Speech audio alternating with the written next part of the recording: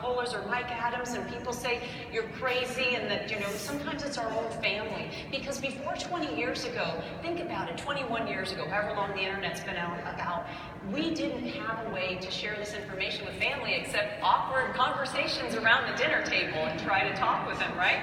So now you have the power, each and every one of you.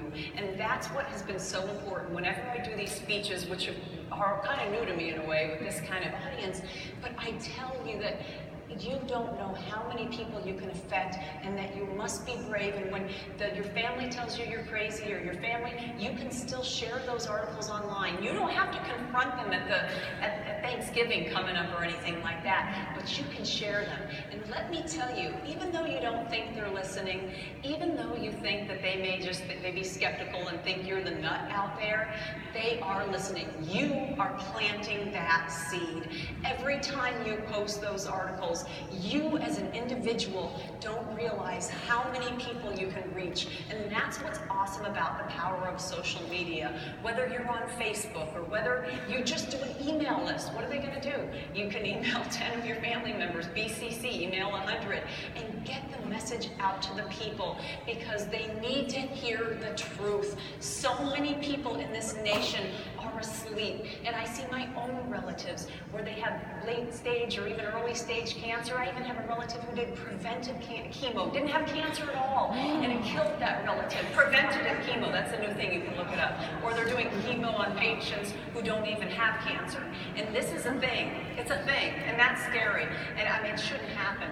But each and every one of you, you can reach those people. Whether it be, you don't have to make it awkward at the, even a travel sitting next to somebody at the airport, you might not want to bring it up, but you can tell them, maybe that gets a bit weird, but you can, hey, have you heard about the truth?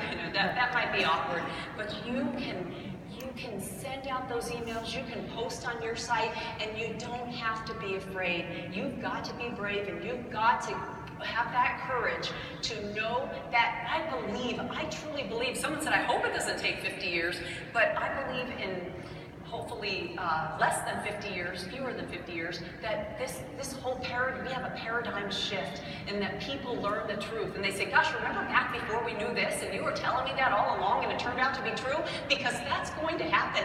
That day is going to come where your whole family, all your friends who are non-believers now, are going to say, wow, you told me back then that the GMOs were bad, or this vaccine was bad, or this was happening, and you were right.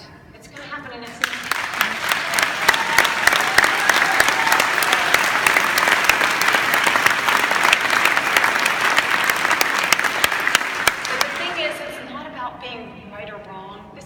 saving lives. This is about our future for the planet and the safety of our children and future generations and the animals and the ecosystem.